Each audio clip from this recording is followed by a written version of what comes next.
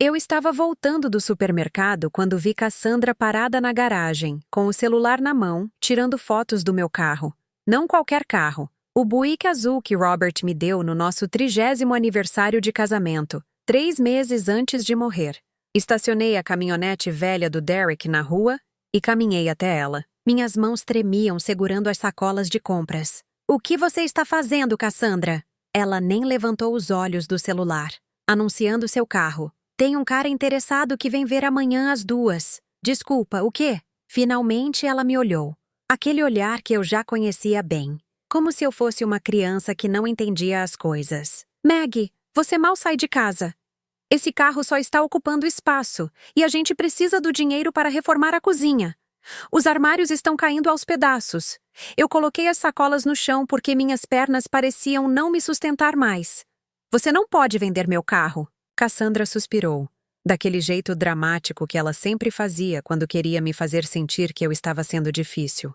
"Tecnicamente, você mora na nossa propriedade agora." E Derek concordou. "A gente precisa ser prático." "Cadê o Derek?" "Trabalhando.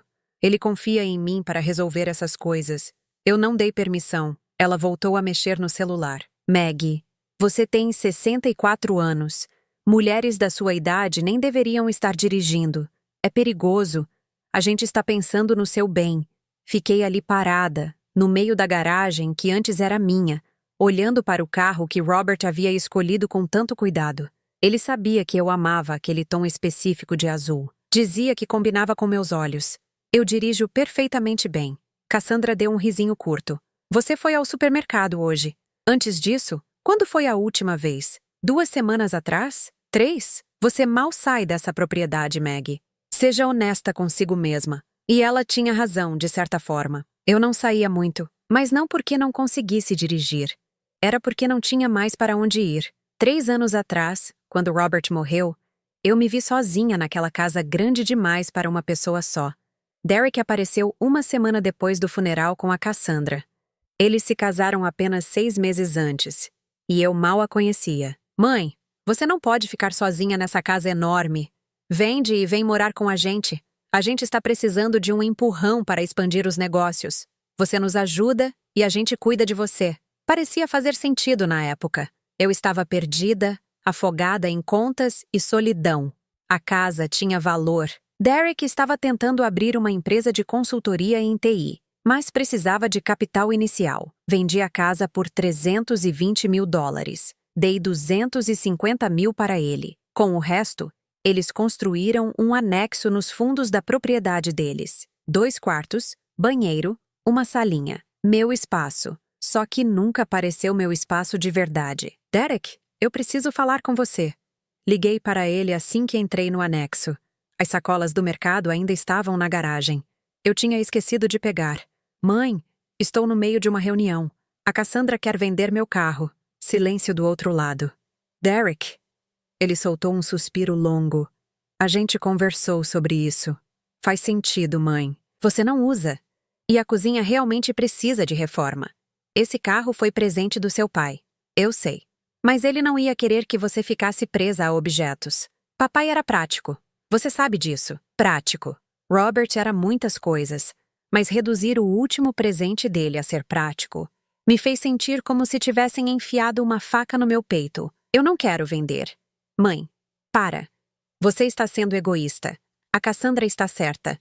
A gente precisa pensar no futuro. E sejamos honestos, você não vai precisar de carro para sempre. É melhor vender agora enquanto ainda vale alguma coisa. Para sempre." Como se eu já estivesse com um pé na cova. Eu desliguei. Não tinha o que dizer. Ele já tinha tomado a decisão. Aquela noite não consegui dormir. Fiquei olhando pela janela do meu quartinho, vendo as luzes da casa principal. Derek e Cassandra estavam na sala. Dava para ver pelo brilho da televisão grande. Eles tinham tudo aquilo. A casa espaçosa, os móveis novos, a vida que meu dinheiro ajudou a construir. E eu tinha 2 cômodos e um carro que agora iam tirar de mim. No dia seguinte, acordei cedo e fui até a garagem. Sentei no banco do motorista e respirei fundo. O cheiro ainda era o mesmo. Robert sempre mantinha aquele ambientador de baunilha pendurado no retrovisor. Eu nunca tive coragem de tirar. Coloquei as mãos no volante e fechei os olhos. Me desculpa, Robert. Eu não estou conseguindo proteger o que você me deixou. Quando abri os olhos, Cassandra estava batendo na janela do carro. O comprador chega em 1 hora. Pode tirar suas coisas daí? Ela não esperou resposta. Só deu meia volta e voltou para casa. Eu fiquei sentada ali. 1 hora. 60 minutos até um estranho vir olhar o último pedaço tangível do meu casamento. Do meu Robert.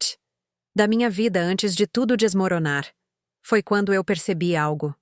Nos últimos 3 anos, desde que me mudei para cá, eu tinha aceitado tudo. Aceito o quartinho.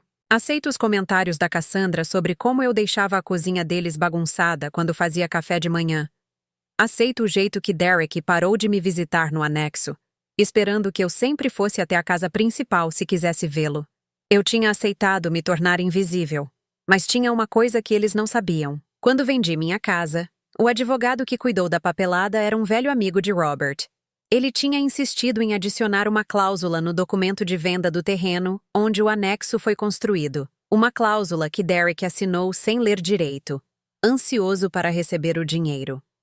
Eu era coproprietária da propriedade. Não do anexo, da propriedade inteira. 50% era meu.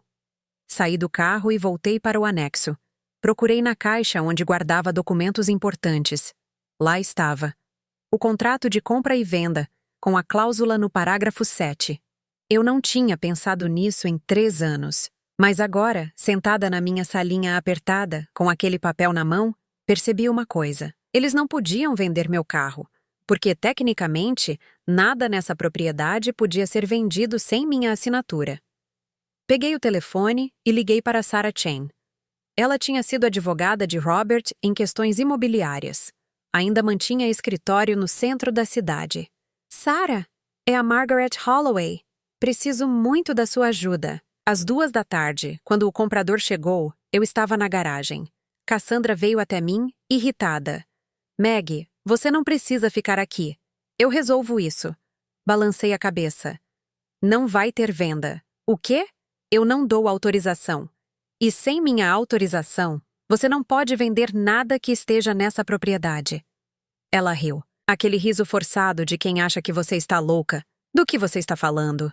Mostrei o documento. Eu sou dona de 50% dessa propriedade. Tudo que está aqui, incluindo esse carro, precisa da minha aprovação para ser vendido. O rosto dela mudou, da risada para a confusão, e depois para algo que eu nunca tinha visto antes. Raiva pura. Você está inventando isso. Pode ligar para o seu advogado. Ou para o meu. Sarah Chain. Ela vai confirmar. O comprador, um homem de uns 40 anos, olhava desconfortável de um lado para o outro. Olha, se tem algum problema com a documentação, eu prefiro não me envolver. Ele foi embora antes que Cassandra pudesse dizer qualquer coisa. Ela se virou para mim, o rosto vermelho. Você não tinha o direito de fazer isso. Eu tinha todo o direito. É meu carro. Derek vai saber disso. Pode contar para ele. Voltei para o anexo e tranquei a porta. Minhas mãos tremiam tanto que precisei sentar. O que eu tinha acabado de fazer? Mas pela primeira vez em 3 anos, eu não me sentia invisível. Eu me sentia acordada. Meia hora depois, Derek bateu na porta com força. Mãe, abre essa porta.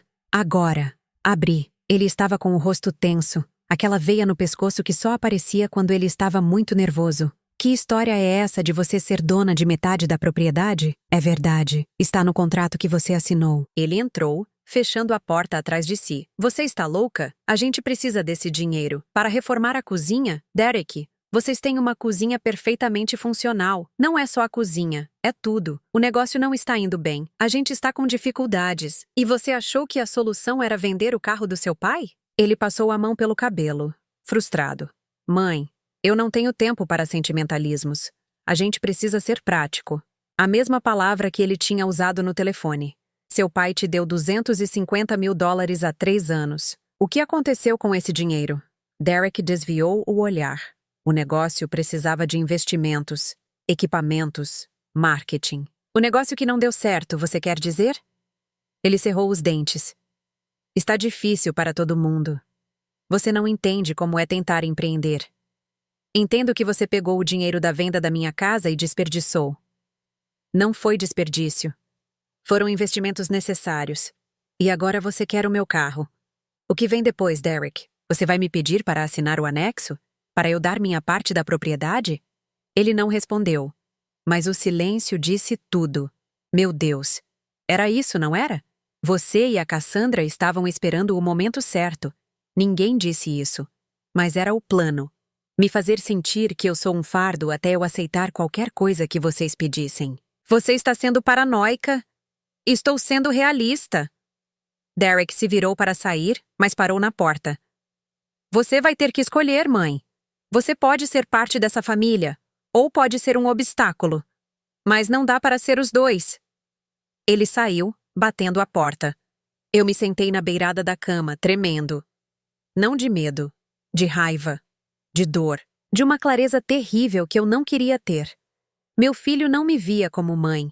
Ele me via como fonte de dinheiro que tinha secado. E agora que eu não tinha mais nada para dar, eu era descartável. Peguei o telefone e liguei novamente para Sarah. Preciso saber exatamente quais são meus direitos. Todos eles. Ela ficou em silêncio por um momento. Margaret, até onde você está disposta a ir? Até onde for preciso para não desaparecer. Então vamos ter uma conversa longa.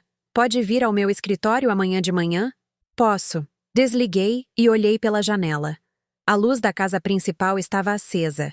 Cassandra e Derek provavelmente estavam lá dentro, falando sobre mim, planejando o próximo movimento. Mas eu também estava planejando.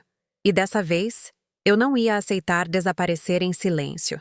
Na manhã seguinte, acordei às 5 da manhã. Não porque quisesse, mas porque meu corpo simplesmente não conseguia mais dormir. Fiquei deitada olhando para o teto, ouvindo o silêncio pesado do anexo. Às 7, me arrumei e saí pela porta dos fundos. Não queria cruzar com Cassandra ou Derek. Peguei o Buick e dirigi até o centro da cidade, até o edifício onde Sarah mantinha o escritório. Ela me recebeu com café e uma expressão séria. Margaret, antes de começarmos, preciso que você entenda uma coisa. O que você descobriu sobre a copropriedade é real e legalmente sólido. Mas se você decidir usar isso, as coisas vão ficar feias. Família e dinheiro nunca combinam bem. Eu já sei que vai ficar feio. Eles já deixaram isso claro. Sarah abriu uma pasta grossa. Então vamos aos fatos. Você é proprietária de 50% da propriedade onde a casa principal e o anexo foram construídos. Isso significa que qualquer venda, hipoteca ou alteração significativa precisa da sua assinatura. Eles não podem te forçar a sair. E se eles tentarem, você tem fundamento legal para uma ação por coerção. E se eles quiserem me comprar? Então você negocia um preço justo. Mas, Margaret, preciso perguntar. Você quer vender sua parte? Eu não sabia a resposta. Então fiquei em silêncio. Sarah se inclinou para a frente. Posso ser honesta? Você parece exausta. E não é cansaço físico. É o tipo de cansaço que vem de viver numa situação onde você não é valorizada. É tão óbvio assim? Para quem conheceu você antes, sim, você era diferente quando Robert estava vivo. Tinha luz nos olhos. Ela tinha razão. Eu me lembrava de quem eu era antes. A mulher que organizava jantares, que tinha amigas, que fazia aulas de cerâmica às terças-feiras. A mulher que ria. O que aconteceu com essa Margaret? Ela se perdeu tentando ser conveniente. Sarah empurrou uma caixa de lenços na minha direção, mas eu não estava chorando. Era entorpecida. Você tem opções. Pode forçar a venda da propriedade inteira e dividir o lucro. Pode ficar e estabelecer limites claros. Ou pode negociar uma saída que te dê recursos para recomeçar. Eu quero saber a verdade primeiro. Verdade sobre o quê? Sobre o que eles estão planejando. Eu preciso saber até onde isso vai. Sarah mordeu o lábio. Investigar pode custar caro. Eu ainda tenho algum dinheiro guardado. Da pensão do Robert. Use o que for preciso.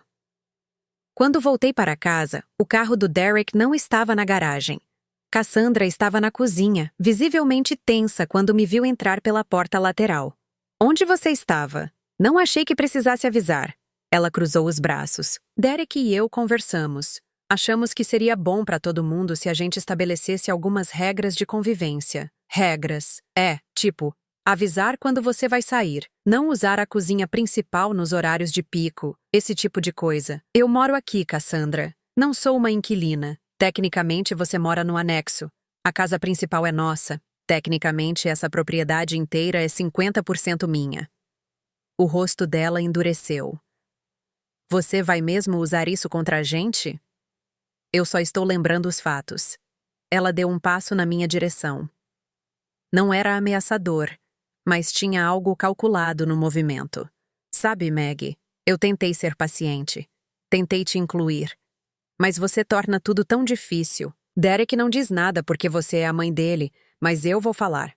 Você é um fardo. Você não contribui com nada, ocupa espaço, e agora está criando caso por causa de um carro velho. Contribuir. A palavra me acertou como um tapa. Eu dei $250.000 para vocês. E nós te demos um lugar para morar, que eu paguei para construir, que fica na nossa propriedade. Na minha também. Cassandra soltou um riso amargo. Você realmente acha que isso vai terminar bem para você? Acha que vai conseguir viver aqui em paz depois de tudo isso? A ameaça era clara. Ela não estava apenas dizendo que as coisas ficariam desconfortáveis. Estava dizendo que eles iam tornar minha vida impossível. Sabe de uma coisa, Cassandra? Acho que você e o Derek se merecem.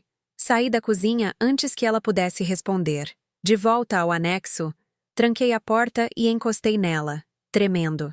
Eu precisava saber o que eles estavam escondendo. 3 dias depois, Sarah me ligou.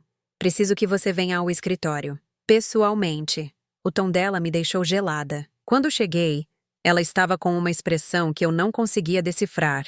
Margaret, senta. Isso vai ser difícil de ouvir. Ela abriu o laptop e girou a tela na minha direção. Eram e-mails, mensagens entre Cassandra e alguém chamado Paula Hendricks. Quem é Paula? Corretora de imóveis. Uma das maiores da região. Comecei a ler. A primeira mensagem era de 6 meses atrás. Cassandra. Oi, Paula. Estou interessada em saber quanto valeria uma propriedade na Oak Street. É a nossa casa, mas tem uma situação complicada. A sogra mora num anexo nos fundos e tecnicamente é coproprietária. Paula. Entendo. Isso pode complicar, mas não é impossível. Se ela concordar em vender, ou se vocês conseguirem comprar a parte dela, o valor de mercado está em torno de 580 mil. Cassandra. E se ela não concordar? Paula. Aí fica mais difícil. Mas existem formas. Vamos conversar pessoalmente. Senti meu estômago revirar. Tem mais, disse Sarah. A mensagem seguinte era de 3 meses atrás. Cassandra. A Margaret está cada vez mais reclusa. Mal sai do anexo. Estamos pensando em algumas opções de moradia assistida para ela. Você conhece algum lugar bom? Paula. Minha mãe está no Meadowbrook. É caro, mas é decente. Por que a mudança? Cassandra. Ela está ficando difícil. E francamente a gente precisa do espaço. Se ela estiver num lugar adequado, dá para vender a propriedade inteira sem complicação.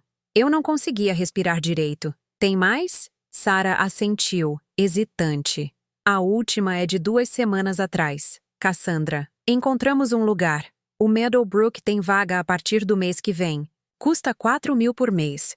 Mas se a gente vender o carro dela, dá para cobrir uns 3 meses enquanto a gente negocia a venda da casa. Depois disso, o dinheiro da venda paga o resto. Paula. E ela concordou? Cassandra. Ainda não sabe. Mas vai concordar. A gente vai fazer parecer que é pelo bem dela. Fechei os olhos. Senti Sarah segurar minha mão. Margaret, tem mais uma coisa. Eles já assinaram um pré-contrato com o Meadowbrook. Em seu nome.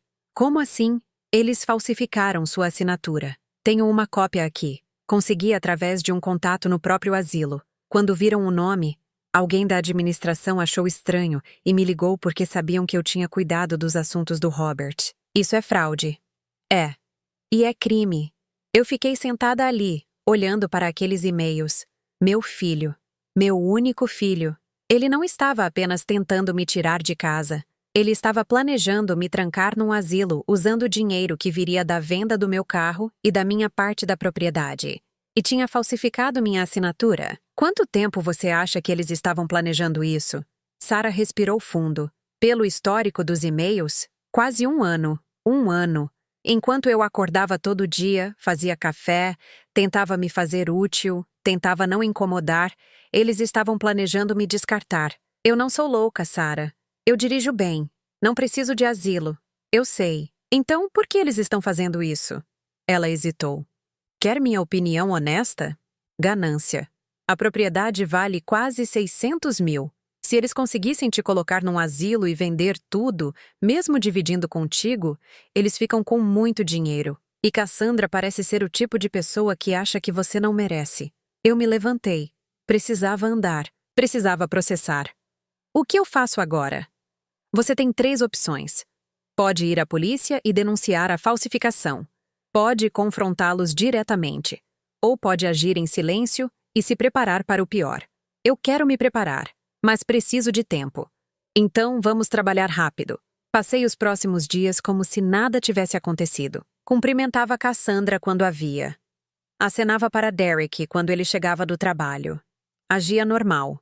Mas por dentro, eu estava documentando tudo. Tirei cópias de todos os documentos que Sarah me deu. Tirei fotos do anexo, provando que eu mantinha tudo limpo e funcional. Pedi para Sarah requisitar meus exames médicos mais recentes do meu médico, provando que eu estava em perfeito estado mental e físico. E então descobri algo que mudou tudo. Estava organizando algumas caixas velhas no depósito do anexo, procurando mais documentos, quando encontrei um envelope que Robert tinha deixado para mim. Estava marcado: abrir em caso de emergência. Eu nunca tinha visto aquilo antes. Dentro havia uma carta escrita à mão. Minha querida Maggie, se você está lendo isso, é porque algo aconteceu comigo e você está precisando de ajuda. Eu sempre soube que o Derek tinha dificuldade com dinheiro. É um defeito dele. E eu tentei corrigi-lo a vida inteira sem sucesso. Por isso, tomei algumas precauções. Existe uma conta poupança em seu nome que Derek não sabe que existe. O número está no verso desta carta. Tem 85 mil dólares. Eu guardei esse dinheiro aos poucos durante nossos últimos anos juntos, sempre pensando em você. Use esse dinheiro para se proteger. Não deixe ninguém te fazer sentir que você é um fardo. Você nunca foi. Você é a melhor coisa que já me aconteceu. Te amo. Sempre. Robert, eu segurei aquela carta e pela primeira vez em 3 anos, chorei de verdade. Robert tinha me protegido mesmo depois de morto. Liguei para Sarah imediatamente. Encontrei uma conta que eu não sabia que existia. 85 mil dólares. A voz dela ficou mais animada do que eu tinha ouvido em semanas. Isso muda tudo, Margaret. Com esse dinheiro você tem opções reais. Eu sei. O que você quer fazer? Eu quero sair, mas do meu jeito. E eu quero que eles saibam exatamente o que perderam. Então vamos planejar. Naquela noite, Derek bateu na minha porta. Ele parecia cansado. Mãe, a gente precisa conversar. Sobre o quê? Sobre a situação. Eu sei que as coisas ficaram tensas, mas você precisa entender que a gente está numa situação financeira complicada. O negócio não deu certo. Eu falhei. E agora a gente está tentando se recuperar. Era a primeira vez que ele admitia isso. E qual é o plano? Ele respirou fundo. A gente achou um lugar muito bom para você. Chama Middlebrook. É uma comunidade para pessoas da sua idade. Você teria amigos, atividades, cuidados. Não seria como um asilo. Seria tipo um condomínio. Eu já sei do Meadowbrook, Derek. Ele piscou, surpreso. Sabe? Sei. E sei que você já assinou um pré-contrato falsificando minha assinatura. O rosto dele perdeu toda a cor. Quem te contou isso? Não importa. O que importa é que você cometeu um crime. E você estava planejando me tirar daqui há quase 1 ano. Mãe, não é assim. A Cassandra aqui. Não. Não coloca a culpa só nela. Você concordou. Você assinou. Você é tão culpado quanto ela. Ele passou a mão pelo rosto. A gente está desesperado. Você não entende. A gente pode perder tudo. E a solução era me trancar num asilo e roubar minha parte da casa? Não é roubar. A gente ia dividir o dinheiro. Depois de me colocar num lugar que custa 4 mil por mês. Quanto tempo você acha que meu dinheiro duraria, Derek? 2 anos? 3? E depois? Ele não respondeu. Eu vou te dar uma chance. Uma única chance. Vocês me compram. Pagam o valor justo pela minha metade da propriedade. E eu vou embora. Ou a gente força a venda de tudo e divide. A gente não tem dinheiro para te comprar agora. Então vendem a casa. Derek ficou pálido. Essa é nossa casa. E era meu dinheiro que ajudou a pagar por ela. Você tem uma semana para decidir. Ou a gente faz do meu jeito, ou eu levo tudo para a justiça. Falsificação de documento, tentativa de coerção. Você vai responder por isso. Mãe, você não pode fazer isso comigo. Posso. E vou. Ele saiu batendo a porta tão forte que o quadro na parede tremeu. Eu me sentei no sofá, coração acelerado. Tinha acabado de ameaçar meu próprio filho. Mas não sentia culpa. Sentia alívio. Porque pela primeira vez em 3 anos, eu não estava aceitando. Estava lutando de volta. A semana que eu dei para Derek foi a mais longa da minha vida. Não porque eu estava com medo do que ia acontecer. Era porque eu finalmente estava enxergando tudo com clareza. Cada vez que olhava pela janela do anexo e via a casa principal, eu via as rachaduras. Não as rachaduras físicas nas paredes, mas as rachaduras na ilusão que eu tinha construído. A ilusão de que eu tinha uma família. No terceiro dia, Cassandra apareceu na minha porta. Ela não bateu. Só entrou. Eu estava tomando chá na mesinha da sala quando ela invadiu meu espaço. Precisamos conversar. Pode falar. Ela se sentou sem ser convidada. Derek está arrasado com isso tudo. Você é mãe dele, Maggie. Como você pode ameaçar seu próprio filho? Eu coloquei a xícara na mesa devagar, tentando manter a voz calma. Como vocês puderam falsificar minha assinatura para me trancar num asilo? Não era para ser assim. A gente só estava tentando te ajudar. Mentindo para mim? Ela suspirou, daquele jeito dramático. Você não entende como são as coisas. O negócio do Derek falhou. A gente está endividado. Se a gente não fizer alguma coisa, vamos perder tudo. E eu sou o quê? Um sacrifício conveniente? Você ia ficar bem cuidada. O Meadowbrook é um lugar bonito. Eu não preciso de asilo. Eu preciso de respeito. Cassandra riu. Foi um som curto e amargo. Respeito. Você quer respeito? Você mal sai desse anexo. Não tem amigos. Não tem vida. Você só existe aqui, ocupando espaço. As palavras doeram mais do que eu esperava, porque tinha uma pontinha de verdade nelas. Eu realmente tinha me isolado. Tinha deixado minha vida encolher até caber dentro de 2 cômodos, mas isso não dava a eles o direito de me descartar. Sabe o que eu acho engraçado, Cassandra? Você fala como se eu fosse um fardo. Mas quando precisaram de $250 mil, eu era família. Quando precisaram de alguém para bancar o sonho do Derek, eu era mãe devotada. Agora que o dinheiro acabou, eu virei problema. Ela se levantou, irritada. A gente te deu um lugar para morar, que eu paguei para construir. Você não entende nada de como o mundo funciona. Entendo que vocês me usaram. E agora estão com raiva porque eu descobri. Cassandra foi até a porta, mas se virou antes de sair. Você vai se arrepender disso, Maggie. Pode ter certeza. A ameaça ficou pendurada no ar depois que ela saiu. Liguei para Sarah. Eles não vão aceitar pacificamente. Eu já imaginava. Por isso precisamos agir primeiro. Como? Você tem aquela conta de 85 mil. Tem sua parte da propriedade. E tem evidências de falsificação. Margaret, você tem poder, mas precisa estar disposta a usá-lo. Estou. Então, aqui está o que vamos fazer. Sarah explicou o plano. Era simples, mas efetivo. Eu ia forçar a venda da propriedade. A lei permitia. Como coproprietária, eu podia requerer uma partilha judicial. Eles teriam 2 opções: me comprar ou vender tudo e dividir o dinheiro. Mas tem um detalhe. Sarah disse. Isso vai levar tempo. Meses. Talvez mais de 1 ano. Você aguenta viver ali durante esse processo? Não sei. Então eu tenho outra sugestão. Existe uma cláusula que permite a compra forçada da sua parte por um avaliador independente se você provar que a convivência se tornou insustentável. Com as provas que temos, dá para argumentar coerção e abuso emocional. Quanto tempo isso leva? Menos. Uns 3 meses, se tivermos sorte. E onde eu fico durante esses 3 meses? Você tem 85 mil. Aluga um lugar. Ou fica com amigos. Eu não tinha amigos. Não de verdade. Não mais. Sarah percebeu meu silêncio. Você pode ficar comigo se precisar. A oferta me pegou de surpresa. Sarah e eu não éramos próximas assim. Ela tinha sido advogada de Robert e depois minha, mas nunca amiga. Não posso fazer isso com você. Pode sim. Tenho um quarto de hóspedes que não uso. E honestamente, Margaret, Eu gostaria da companhia. Meu marido morreu há 2 anos. Eu entendo como é estar sozinha numa casa vazia. Eu não sabia o que dizer, então só disse obrigada. Naquela noite, comecei a embalar minhas coisas. Não tudo, só o essencial.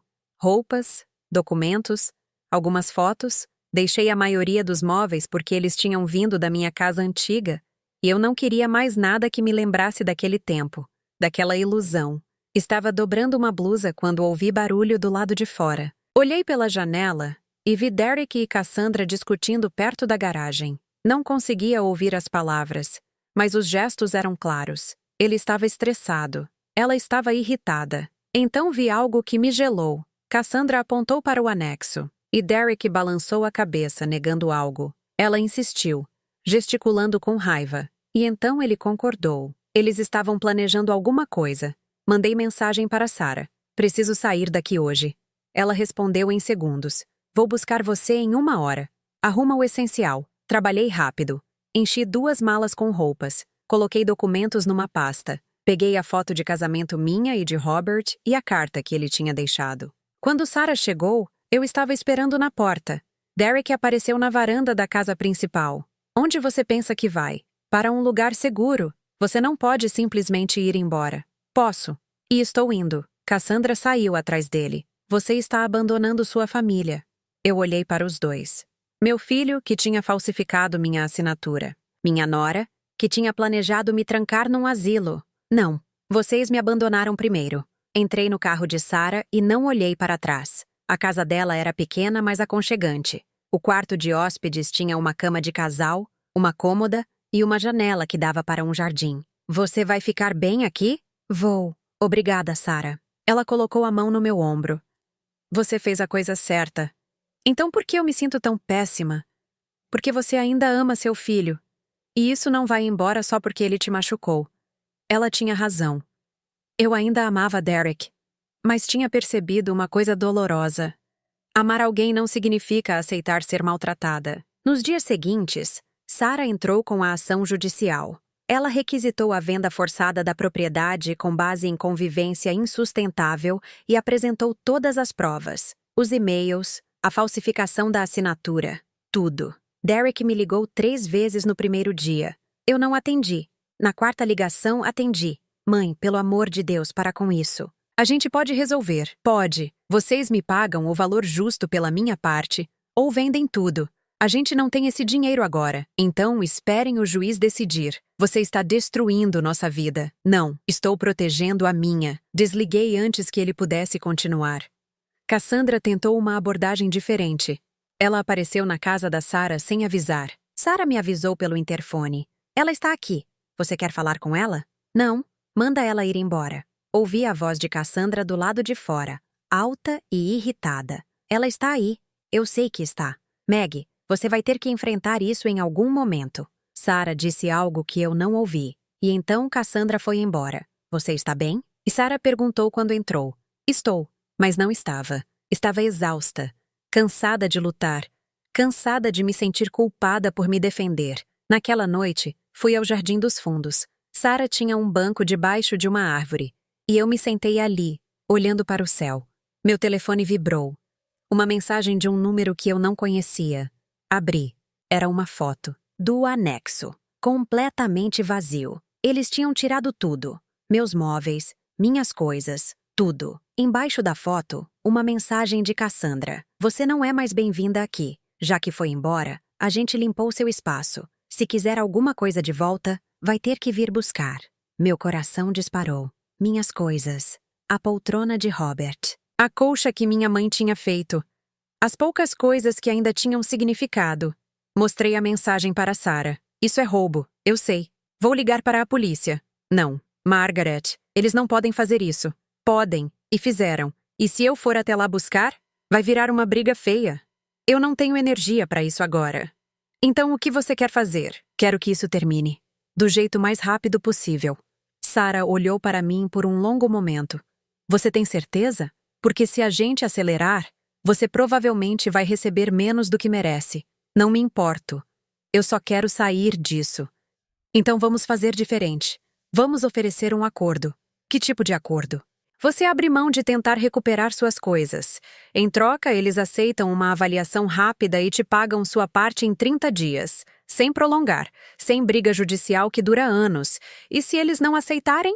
Aí a gente vai para o tribunal e torna tudo público. Os e-mails, a falsificação, tudo. Eles vão perder muito mais do que dinheiro. Vão perder a reputação. Era uma jogada arriscada, mas eu estava cansada de jogar.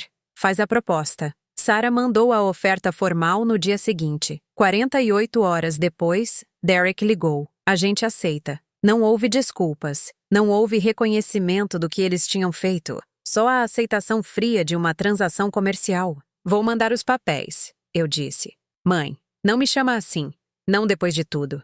Silêncio do outro lado. Você tem o que queria, Derek. Agora deixa eu em paz. Desliguei. Sarah colocou a mão no meu ombro. Foi mais forte do que parece. Foi necessário. Mas por dentro, eu estava quebrada. A avaliação foi feita em uma semana. A propriedade foi avaliada em 560 mil. Minha metade, 280 mil. Menos do que eu tinha dado a eles originalmente. Mas eu não me importava mais. Derek transferiu o dinheiro em 2 parcelas. A primeira veio com um e-mail curto. Espero que você fique feliz agora. Eu não respondi. A segunda parcela veio sem mensagem nenhuma. Quando o dinheiro entrou na minha conta, Sarah abriu uma garrafa de vinho. Você está livre, Margaret. Estou, mas não parecia liberdade. Parecia perda. Naquela noite, sozinha no quarto de hóspedes, olhei para a carta de Robert. Ele tinha me deixado 85 mil para me proteger. E no final, tinha sido exatamente o que eu tinha precisado. Não era o dinheiro em si, era a mensagem. Você merece ser protegida. Pela primeira vez em 3 anos, chorei. Não de tristeza, de alívio. Eu tinha perdido meu filho. Tinha perdido a ilusão de família. Mas tinha encontrado algo mais importante.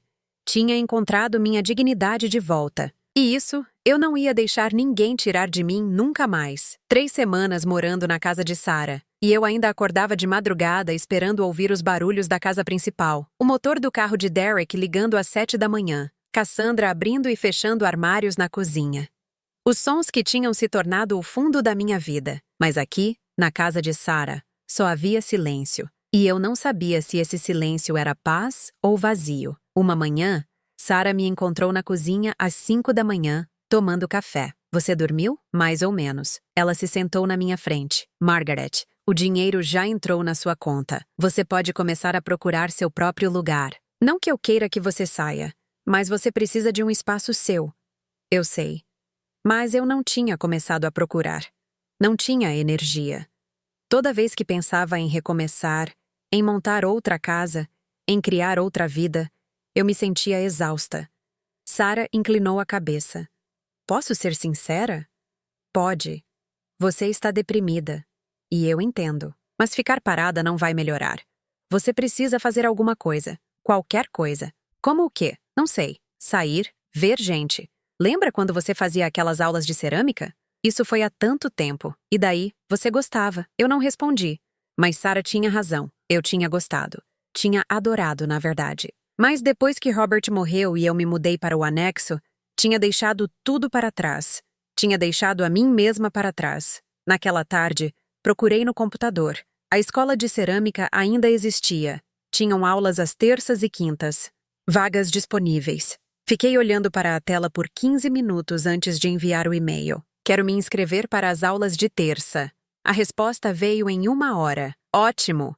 Nos vemos semana que vem. Traga avental e vontade de sujar as mãos. Na terça seguinte, dirigi até a escola. Era num galpão reformado perto do centro. Quando entrei, o cheiro de argila molhada me atingiu como uma memória física. Eu tinha esquecido como aquele cheiro era bom. A instrutora, uma mulher de uns 50 anos chamada Linda, me recebeu com um sorriso. Você é a Margaret? Bem-vinda de volta. De volta? Você não lembra de mim? Eu era assistente aqui há uns 10 anos. Você fazia aquelas tigelas lindas com textura de folhas. Eu pisquei surpresa. Ela se lembrava de mim. Eu não sabia que você ainda estava aqui. Agora sou dona do lugar. Comprei da dona anterior quando ela se aposentou. Vem, te mostro onde você vai trabalhar. A aula tinha 6 pessoas. Todas mulheres. todas mais ou menos da minha idade. Uma delas, uma senhora negra com cabelos grisalhos presos num coque, sorriu para mim. Primeira vez? Não, mas faz muito tempo. Ela estendeu a mão. Eu sou Beverly. Esse aqui é meu refúgio. Toda terça eu fujo da vida real e venho fazer vasos tortos. Eu ri. Não tinha rido em semanas. Margaret. Durante 2 horas, eu trabalhei com argila.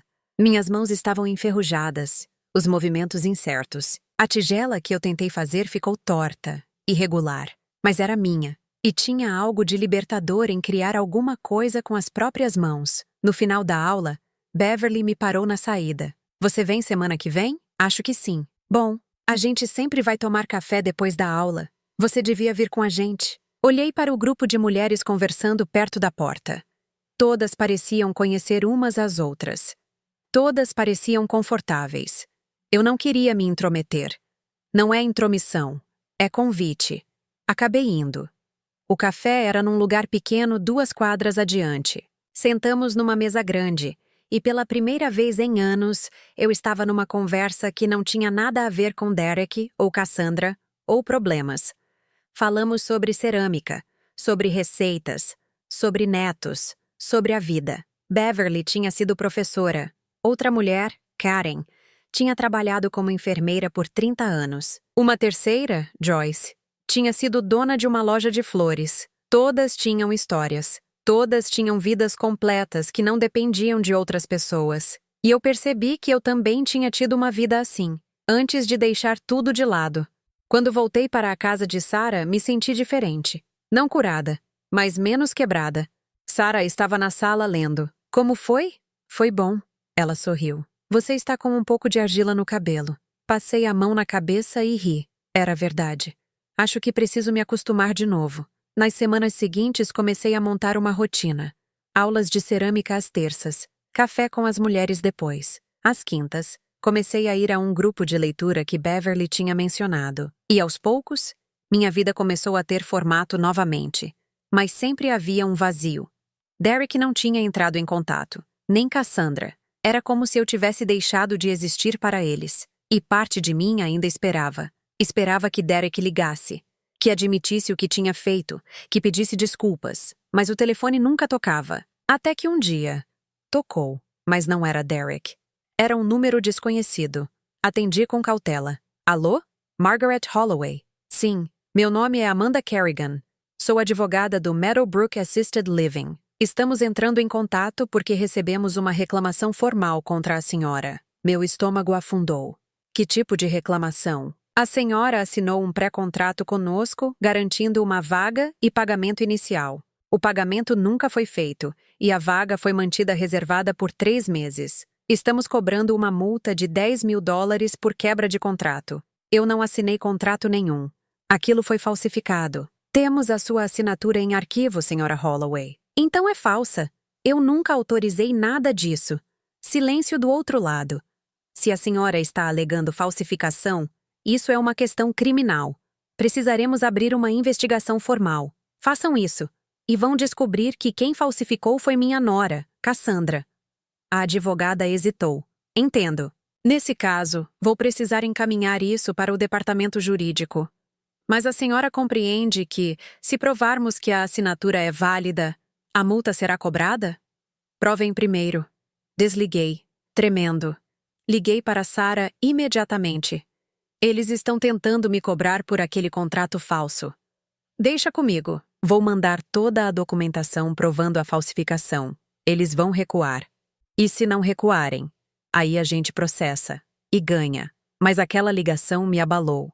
Porque eu percebi que, mesmo tendo saído, mesmo tendo recebido meu dinheiro, eles ainda estavam tentando me atingir. Naquela noite, Beverly me ligou. Margaret, você sumiu do grupo do café hoje. Tá tudo bem? Não muito. Contei a ela tudo.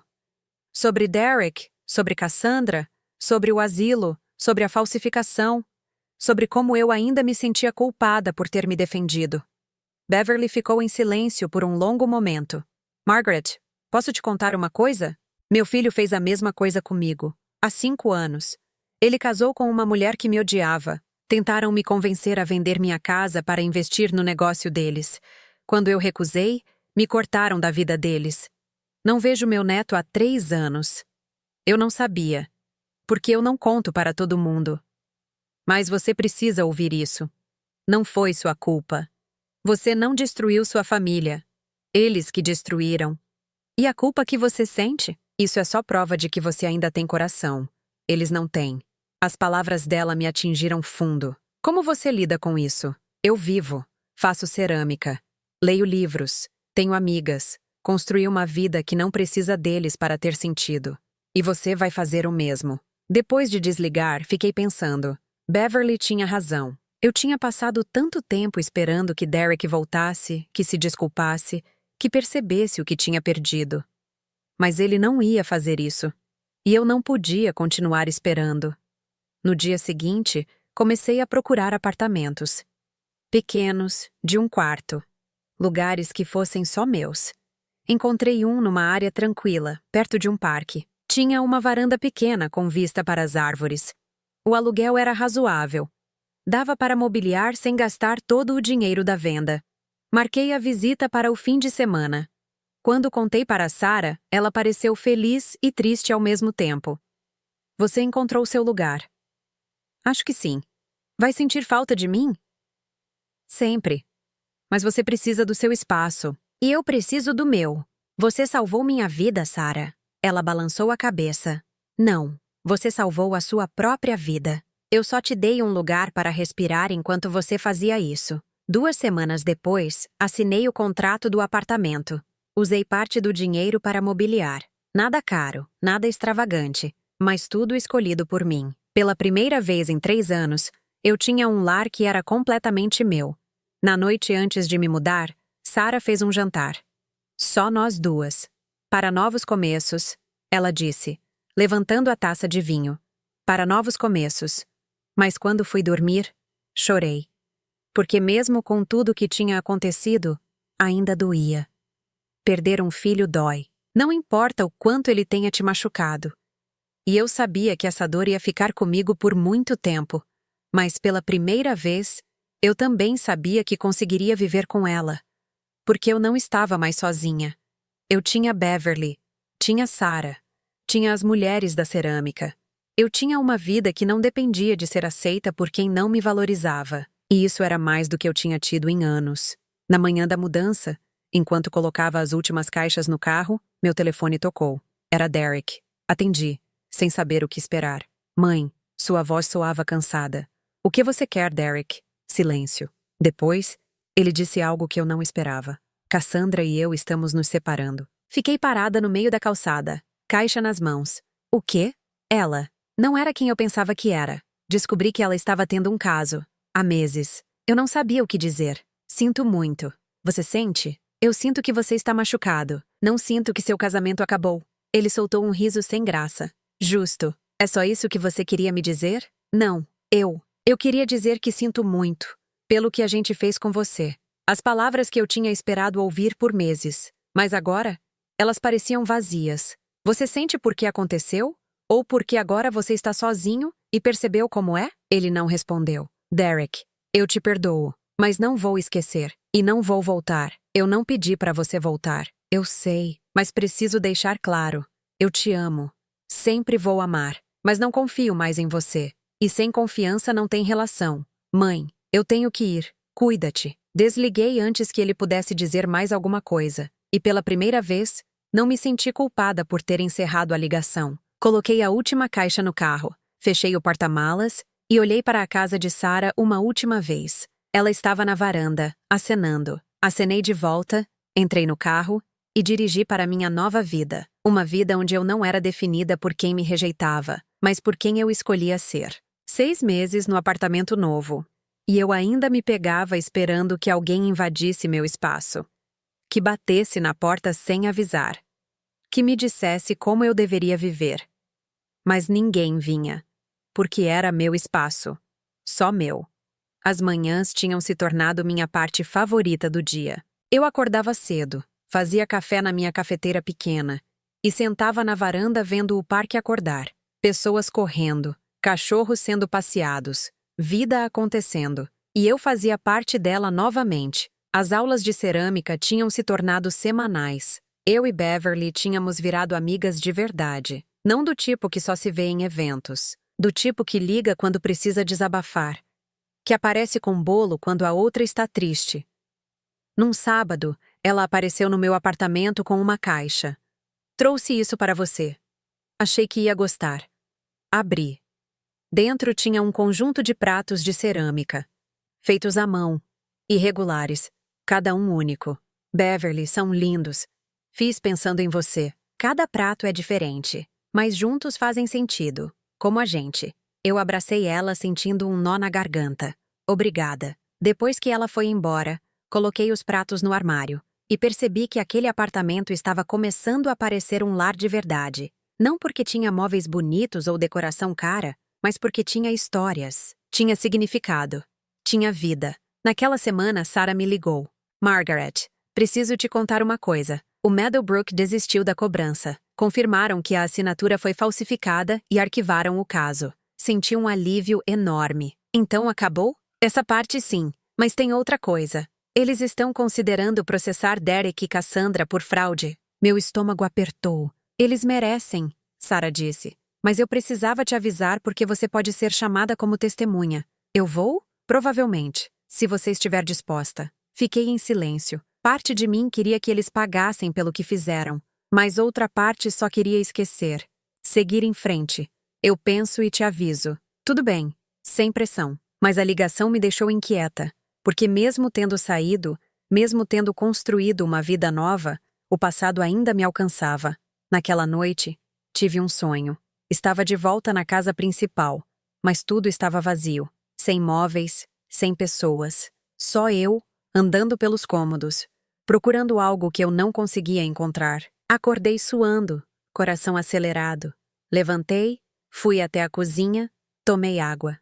Olhei para o apartamento ao meu redor. Tudo estava no lugar. Eu estava segura, mas ainda sentia aquele vazio do sonho. Na terça, durante a aula de cerâmica, Linda percebeu que eu estava distraída. Tudo bem, Margaret? Só pensando. Quer falar sobre? Eu hesitei, mas então contei. Sobre o sonho. Sobre a sensação de que, mesmo tendo saído, ainda estava presa de alguma forma. Linda colocou as mãos na argila, moldando devagar enquanto falava. Sabe o que eu aprendi com cerâmica? Que você pode moldar e remoldar algo quantas vezes precisar, mas chega uma hora que você precisa levar ao forno, e aí, acabou. Aquilo que você criou está pronto. Não dá mais para mudar. Eu não entendi. Você já moldou sua nova vida, Margaret. Agora precisa aceitar que está pronta. Que você não precisa mais ficar revisitando o que aconteceu. Pode simplesmente viver. Mas era tão fácil dizer. Tão difícil fazer. Algumas semanas depois, Derek ligou novamente. Dessa vez não pedi desculpas. Não disse que sentia muito. Mãe, estou com problemas. A Cassandra está tentando ficar com a casa no divórcio. E os advogados estão dizendo que, como você tem provas de que ela falsificou documentos, isso pode ajudar o meu caso. Então você quer minha ajuda. Silêncio. Eu sei que não tenho o direito de pedir nada. Mas o que, Derek? Você acha que, depois de tudo, eu deveria te ajudar a manter a casa que vocês me tiraram? Não foi assim. Foi exatamente assim. Vocês me tiraram da minha vida, falsificaram minha assinatura, tentaram me trancar num asilo, e agora você quer que eu te ajude? Ele suspirou frustrado. Eu sei que estraguei tudo, mas ela é pior do que eu. Pode ser, mas isso não é problema meu. Você é minha mãe, e você é meu filho. Mas ser mãe não significa aceitar ser maltratada. Então você não vai me ajudar. Não vou. Ouvi ele respirar do outro lado. Depois, desligou sem se despedir. Fiquei ali sentada, telefone na mão, esperando sentir culpa. Esperando sentir aquela pontada de que eu estava sendo má, egoísta. Mas não senti. Só senti paz. Mais tarde, contei para Beverly. Você fez a coisa certa. Então por que ainda dói? Porque amor não tem botão de desligar. Você pode se proteger dele sem deixar de amá-lo. E vai doer. Sempre vai doer um pouco. Mas não é sua responsabilidade salvá-lo das consequências das próprias escolhas. Ela tinha razão. Eu sabia que tinha. Mas saber e sentir são coisas diferentes. Naquele fim de semana, Fui visitar Sarah. Ela estava no jardim podando as roseiras. Como você está? Ela perguntou. Melhor, acho. Ela sorriu. Você parece diferente. Mais leve. Me sinto. Na maioria dos dias. E nos outros? Nos outros, eu ainda me pergunto se fiz as escolhas certas. Sarah largou a tesoura de poda e se sentou no banco ao meu lado. Margaret, você salvou sua própria vida. Se não tivesse saído, onde você estaria agora? Eu pensei. Provavelmente ainda no anexo. Provavelmente ainda sendo tratada como fardo. Provavelmente já teria sido convencida a assinar algo que me colocaria no Meadowbrook. Exatamente. Sarah disse, lendo minha expressão. Você não destruiu sua família. Você se salvou. As palavras ficaram comigo. 2 semanas depois, recebi uma carta. Não tinha remetente, mas reconheci a caligrafia do envelope. Era de Derek. Abri com as mãos tremendo. Dentro, uma única folha. Mãe, perdi a casa. Cassandra ficou com tudo no acordo de divórcio. Meus advogados disseram que, se você tivesse testemunhado sobre a falsificação, eu teria tido uma chance. Mas você escolheu não me ajudar. Eu entendo por quê. Não concordo, mas entendo. Estou morando num apartamento alugado agora. Pequeno, sozinho. E pela primeira vez, acho que estou entendendo como você se sentiu naquele anexo. Não estou pedindo perdão.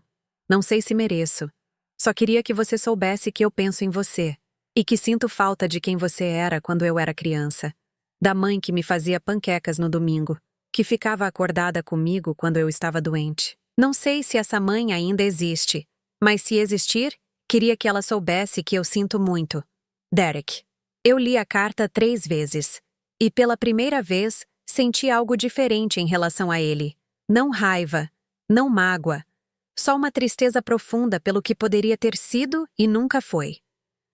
Mostrei a carta para Beverly no dia seguinte. Você vai responder? Não sei. Parte de mim quer. Outra parte acha que não adianta. Beverly segurou minha mão. Então espera. Espera até saber o que você realmente quer dizer. Porque responder por obrigação é pior do que não responder. Guardei a carta numa gaveta.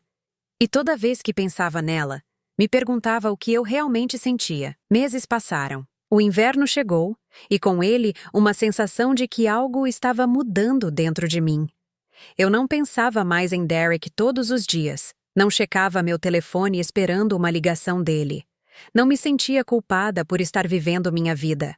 Beverly tinha organizado um jantar de Natal para o grupo da cerâmica. Fomos todas. 8 mulheres. Todas com histórias de perda, de recomeço, de força. Naquela noite, Beverly levantou a taça. Para as mulheres que se recusaram a desaparecer. Todas brindamos. E eu senti algo que não sentia há muito tempo. Pertencimento. Mas não o tipo de pertencimento que vem de família de sangue. O tipo que vem de escolher e ser escolhida. Quando voltei para casa naquela noite, peguei a carta de Derek da gaveta. Olhei para ela por um longo tempo. Depois, peguei papel e caneta. Derek, recebi sua carta. E demorei muito tempo para responder porque precisava entender o que eu realmente queria dizer. Aquela mãe que fazia panquecas ainda existe. Mas ela aprendeu que amor não significa aceitar ser maltratada. Ela aprendeu que ser mãe não significa abrir mão de si mesma. Você diz que sente falta de quem eu era. Mas a verdade é que eu também sinto falta. Eu me perdi tentando ser conveniente, tentando não incomodar, tentando ser a mãe que vocês precisavam que eu fosse. Agora, eu estou sendo a mulher que eu preciso ser. E essa mulher não vai voltar atrás. Eu te perdoo, Derek. Não porque você mereceu, mas porque eu preciso. Porque carregar raiva me machuca mais do que machuca você. Mas perdoar não significa esquecer.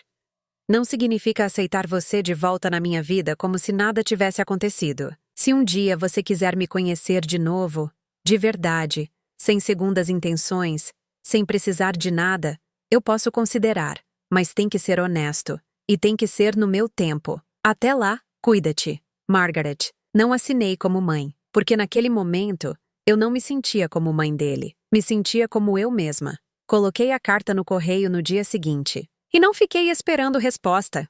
porque eu não precisava mais de validação dele para saber que tinha feito a coisa certa. 3 meses depois, Derek respondeu. Uma carta curta. Margaret, obrigado por responder. E por ser honesta. Não sei se consigo ser a pessoa que você precisa que eu seja. Mas quero tentar. Posso te ligar daqui a uns meses? Quando eu estiver num lugar melhor. Derek respondi com uma única linha. Pode, mas só quando estiver pronto de verdade. E deixei assim. Eu não sabia se Derek ia mudar. Não sabia se um dia a gente ia ter uma relação de verdade. Mas eu sabia uma coisa. Eu estava bem, com ou sem ele. E essa certeza valia mais do que qualquer reconciliação forçada. Eu tinha passado a vida inteira tentando ser amada por pessoas que não sabiam me amar. Agora, eu estava aprendendo a me amar. E isso era mais do que suficiente. 1 ano e meio depois de sair daquele anexo, eu estava na garagem do meu apartamento olhando para o Buick azul. Robert tinha me dado aquele carro no nosso 30º aniversário. Cassandra tinha tentado vendê-lo. E eu tinha lutado para mantê-lo. Mas agora, olhando para ele, percebi algo. Eu não precisava mais dele. Não da forma como eu achava que precisava. Passei a mão pelo capô, sentindo o metal frio sob os dedos. Aquele carro tinha significado tanta coisa. Robert. Meu casamento. A vida que eu tinha tido antes de tudo desmoronar. Mas eu não era mais aquela Margaret. Abri a porta e sentei no banco do motorista pela última vez. O cheiro de baunilha ainda estava lá. Fraco, mas presente. Fechei os olhos e deixei as memórias virem. Robert dirigindo a gente até a costa. Eu no banco do passageiro, rindo de alguma piada boba que ele tinha feito. Derek pequeno no banco de trás, perguntando quando íamos chegar. Memórias boas, de um tempo que não volta. Mas eu não precisava mais me agarrar a elas para provar que aquele tempo existiu. Ele existiu. E nada podia tirar isso de mim. Liguei para Sarah naquela tarde. Posso usar o seu contato daquele leilão de carros clássicos? Ela ficou em silêncio por um momento. Você vai vender o Buick? Vou. Margaret, tem certeza? Você lutou tanto para ficar com ele. Eu sei, mas não preciso mais dele. E alguém que realmente ama carros antigos vai cuidar dele melhor do que eu. Ela me passou o contato. 1 semana depois, um avaliador veio ver o carro. Um homem na faixa dos 60, cabelos grisalhos, olhos brilhando ao ver o Buick. Minha senhora, esse carro está impecável. Original de fábrica. Mesmo o ambientador. Eu sorri. Meu marido cuidava muito bem dele. Ele ofereceu 42 mil. Muito mais do que Cassandra teria conseguido. Aceito. No dia em que vieram buscar o carro, Beverly estava comigo. Ela segurou minha mão enquanto eles o colocavam no reboque. Você está bem? Estou. De verdade. E era verdade. Eu não estava perdendo Robert. Estava apenas soltando um pedaço do passado que não servia mais. Com o dinheiro da venda, fiz algo que eu nunca tinha feito. Comprei uma passagem de avião. Para Seattle. Sempre quis conhecer o Pacífico Noroeste. Robert sempre dizia que a gente ia, mas nunca fomos. Agora eu ia, sozinha. Beverly ficou animada quando contei. Quanto tempo você vai ficar? 2 semanas. Ela me abraçou. Você merece isso. A viagem foi tudo que eu esperava e mais. Fiquei num hotel pequeno perto do Pike Place Market. Caminhei pela orla. Visitei museus. Comi em restaurantes que eu escolhi. Fiz tudo no meu tempo, sem pressa, sem compromisso. E num desses dias, sentada num café vendo a chuva cair, recebi uma mensagem. Era Derek. Mãe, posso te ligar? Tenho algo para te dizer. Olhei para a mensagem por um longo tempo. Depois respondi. Pode, mas estou viajando. Volto em 1 semana. Ele respondeu imediatamente. Onde você está? Seattle. Sozinha? Sim. Houve uma pausa longa. Depois. Me liga quando voltar. Sem pressa. Quando voltei de Seattle, esperei 2 dias antes de ligar para ele. Não porque estava com raiva, mas porque precisava me preparar emocionalmente.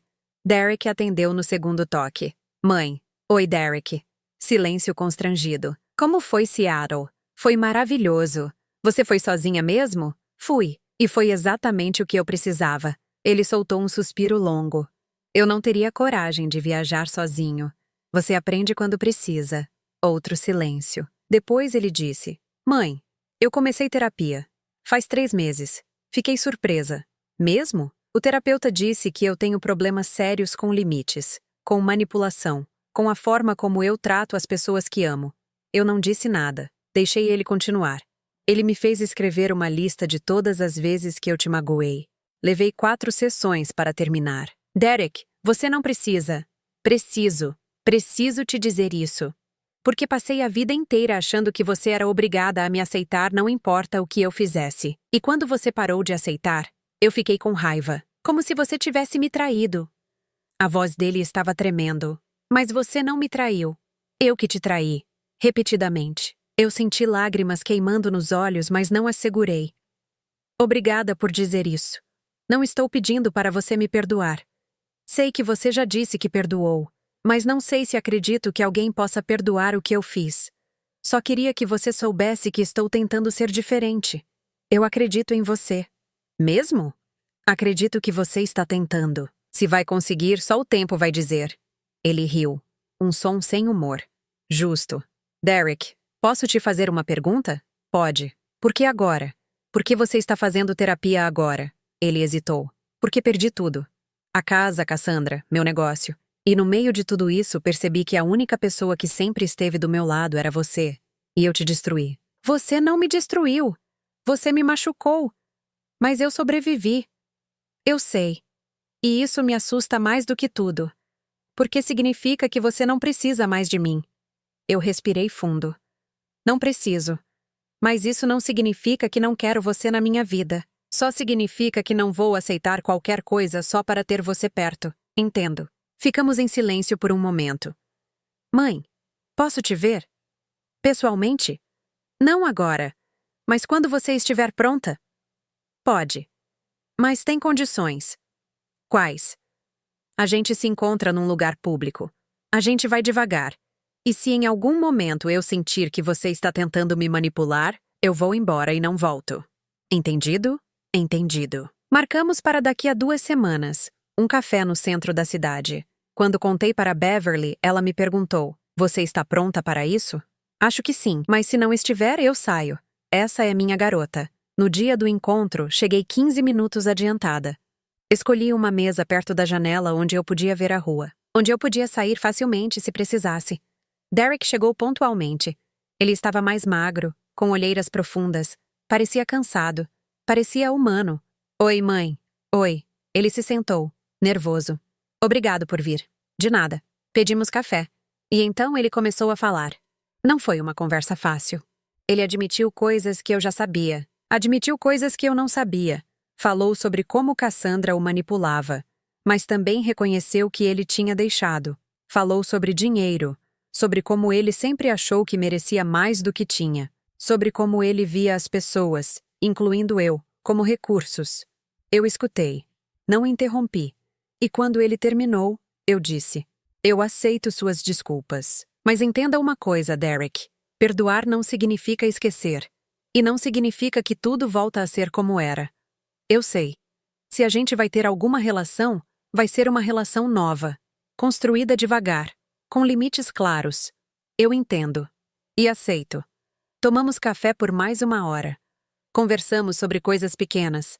Sobre Seattle. Sobre o apartamento dele. Sobre terapia. Não foi a reconciliação dramática que eu tinha imaginado anos atrás. Não teve abraços, não teve choro. Foi apenas 2 adultos tentando entender como coexistir.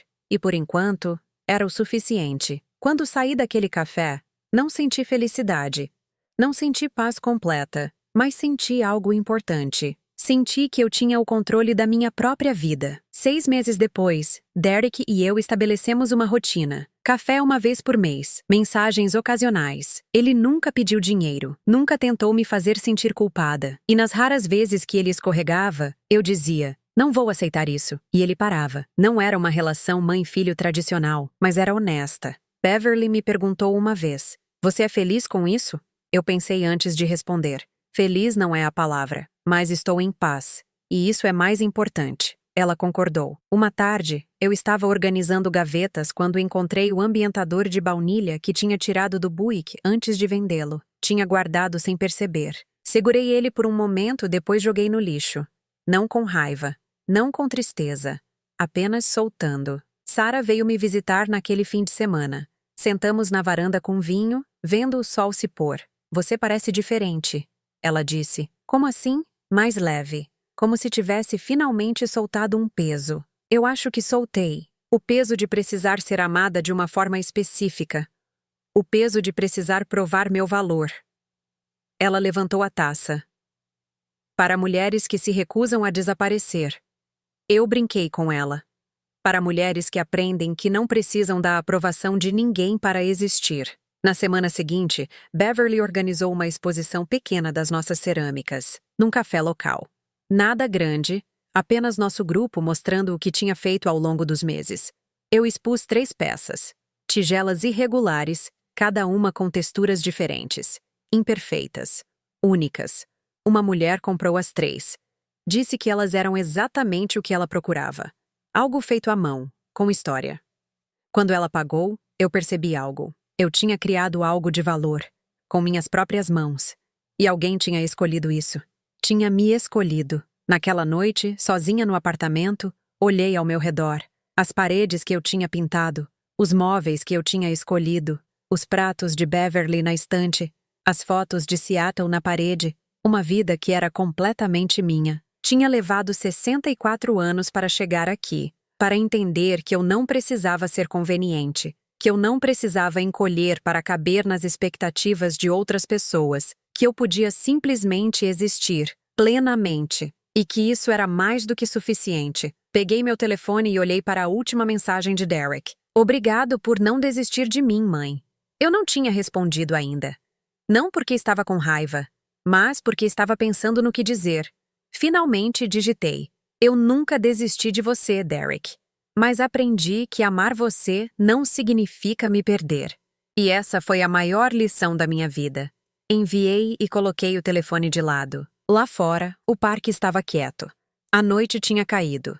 E eu estava sozinha no meu apartamento. Mas pela primeira vez em anos, sozinha não significava solitária. Significava livre. Eu tinha perdido um carro. Tinha perdido uma casa. Tinha perdido a ilusão de família perfeita. Mas tinha encontrado algo muito mais valioso.